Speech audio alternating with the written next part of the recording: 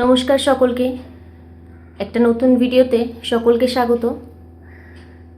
পোস্ত বাঙালিদের একটা ভীষণ প্রিয় খাবার, আর মাছও কিন্তু বাঙালিদের খুবই প্রিয়। আজকে সেই দুটোই একসাথে রান্না করব। পুরো ভিডিওটি দেখার অনুরোধ রইল। এখানে আমি প্রথমে কাতলা মাছ নিয়েছি।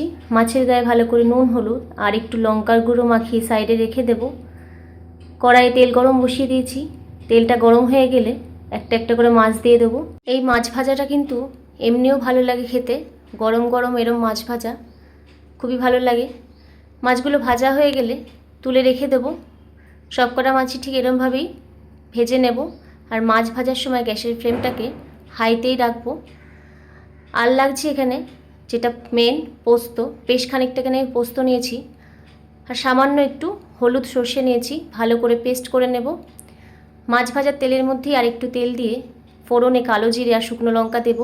একটু গন্ধ ছাড়লে এখানে আমি পেঁয়াজ বেটে রেখেছিলাম, সেই বেটে রাখা পেঁয়াজটাকে দিয়ে দিচ্ছি তেলের মধ্যে।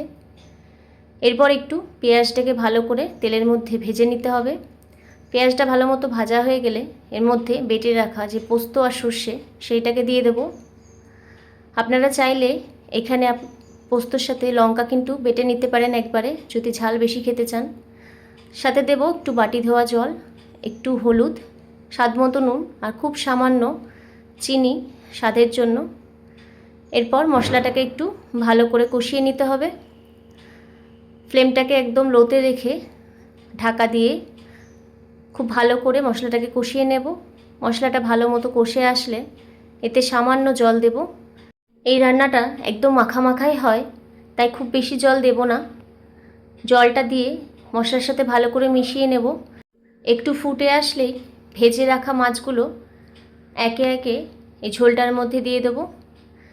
মাছগুলো দিয়ে আরও কিছুক্ষণ একটু ফুটিয়ে নেব, যাতে মাছের মধ্যেও মশলাটা ভালো মতো ঢোকে। আর এই সময় আমি কয়েকটা চেরা কাঁচা লঙ্কা দিয়ে দিচ্ছি। একটু ঢাকা দিয়ে মশলাটা একদম শুকিয়ে আসা পর্যন্ত রান্না করে নেব। ব্যাস, মশলা শুকিয়ে আসলেই কিন্তু নামিয়ে নেব।